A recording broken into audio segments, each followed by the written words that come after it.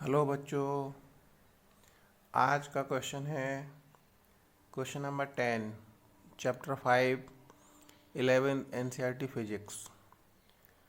उत्तर की ओर 10 मीटर पर सेकंड की एक समान प्रारंभिक चाल से गतिमान 0.40 किलोग्राम द्रव्यमान के किसी कण पर दक्षिण दिशा की तरफ 8 न्यूटन का बल 30 सेकंड के लिए लगाया गया है।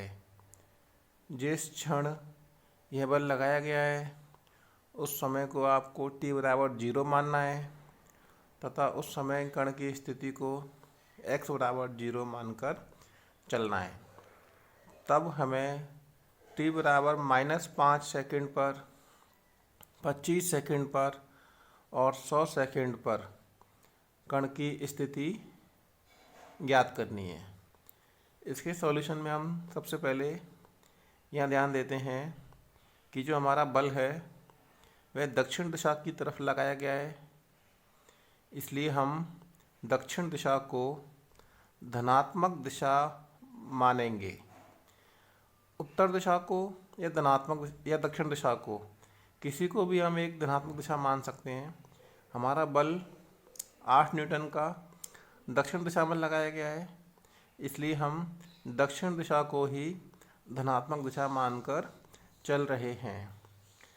इसलिए हमारे कण की जो प्रारंभिक चाल है वह हो गई -10 मीटर पर सेकंड।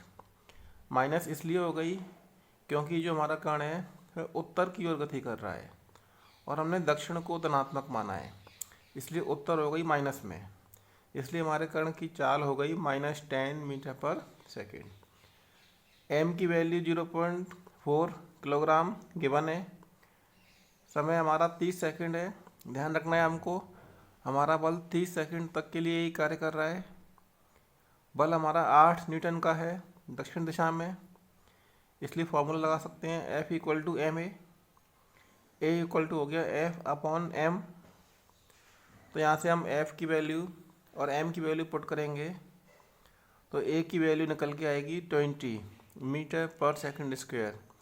मतलब कण के ऊपर बल के कारण जो त्वरण लग रहा है वह 20 का लग रहा है दक्षिण दिशा में। अब हमको निकालना है t=-5 सेकंड पर कण की स्थिति। तो फॉर्मूला हम यूज करेंगे x=ut + हाफ at²। एक समान गति का दूसरा समीकरण यूज करेंगे। यहाँ पर टाइम हो गया हमारा -5 सेकंड, u हो गया हमारा -10 मीटर पर सेकंड। a की वैल्यू हमारी 0 होगी क्योंकि इस समय के ऊपर कोई बल कार्य नहीं कर रहा है।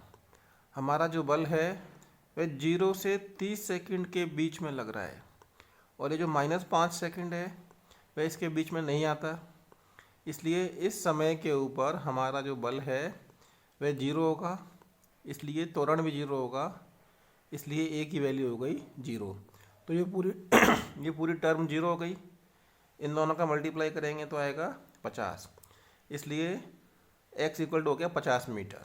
तो t=-5 सेकंड पर हमारे कण की स्थिति 50 मीटर होगी। सेकंड पार्ट है t=25 सेकंड पर कण की स्थिति क्या होगी। एक बार फिर से एक समान गति का दूसरा समीकरण यूज करेंगे। u की वैल्यू -10, t की वैल्यू 25, a की वैल्यू 20, यहाँ से t की वैल्यू 25, इन सबको रखेंगे, पूरा सॉल्व करेंगे तो x की वैल्यू निकल के आएगी हमारी 6000 मीटर। मतलब 25 सेकंड पर जो हमारा कण है वो 6000 मीटर दूरी तय कर चुका है, या उसकी जो स्थिति है वह प्रारंभ से 6000 मीटर आगे निकल चुकी है। अगर इसे किलोमीटर में चेंज करते हैं तो 1000 का डिवाइड करेंगे तो हमारा आंसर 6 किलोमीटर हो जाएगा। नेक्स्ट है क्वेश्चन नंबर 10 का थर्ड पार्ट है t=100 सेकंड पर कण की स्थिति क्या होगी। हमें यह ध्यान रखना है कि हमारा जो बल है वह केवल 30 सेकंड तक ही कार्य कर रहा है। 30 सेकंड के बाद कण के ऊपर कोई बल नहीं होगा, इसलिए इस क्वेश्चन को हम दो भागों में तोड़कर करेंगे।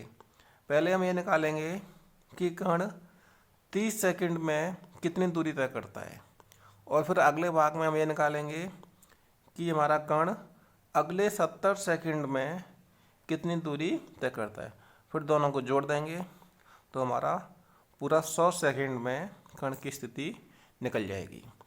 इसलिए प्रथम 30 सेकंड में उसकी दूरी निकालने के लिए एक समान गति का द्वितीय समीकरण एक बार फिर यूज करेंगे, ut plus half at², u की वैल्यू -10, t की वैल्यू 30, a की वैल्यू 20, सब इसमें पुट करेंगे, सॉल्व करेंगे तो हमारा आंसर आएगा 8700 मीटर।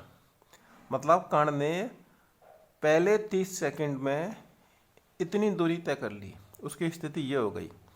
अब अगले 70 सेकंड में उसकी स्थिति निकालने के लिए हम यहाँ ध्यान देंगे कि हमारे कण का जो वेग है वह बढ़ चुका है। पहले हमारे कण की जो चाल थी वो u = -10 मीटर पर सेकंड थी, उसके ऊपर बल काम कर रहा था, तो 30 सेकंड में उसका जो वेग है बढ़ चुका है कुछ, तो कितना हो गया बढ़ के वो हम निकालेंगे v = u + at। u की वैल्यू -10, a की वैल्यू 20, t की वैल्यू 30 पुट करेंगे, पूरा सॉल्व करेंगे तो v की वैल्यू निकल के आएगी 590 मीटर प्रति सेकंड। मतलब कहने का ये हो गया कि 30 सेकंड तक तो उसकी जो चाल है वह u रहेगी, और 30 सेकंड के बाद उसकी जो चाल है वह v हो जाएगी, और v की वैल्यू आ गई हमारी 590। तो इस फॉर्मूले को हम फिर यूज करेंगे, ut प्लस हाफ at²। यहाँ पर u की जो वैल्यू है वो v के बराबर हो जाएगी, और v की वैल्यू हो गई 590 मीटर पर सेकंड। तो यहाँ u की जगह हम v पुट करेंगे 590, t की जगह हम रखेंगे 70, a की जगह हम रखेंगे 0, ये 0 कर दिया। 0 इसीलिए क्योंकि 30 सेकंड के बाद कोई बल कार्य नहीं कर रहा है, इसलिए त्वरण भी नहीं होगा, इसलिए a की वैल्यू 0। तो ये पूरा जो टर्म है प्लस वाला ये 0 हो गया। इन दोनों का मल्टीप्लाई करने से आ गया 41,300 मीटर। तो कण के द्वारा 100 सेकंड में तय की गई कुल दूरी कितनी हो गई? जो दूरी उसने 30 सेकंड में तय की वो, और जो दूरी उसने 70 सेकंड में तय की वो, दोनों को जोड़ देंगे तो आंसर आएगा हमारा 50,000 मीटर। या किलोमीटर में लिखना चाहें तो 1000 का डिवाइड कर दो तो x = हो गया 50 किलोमीटर। Thank you.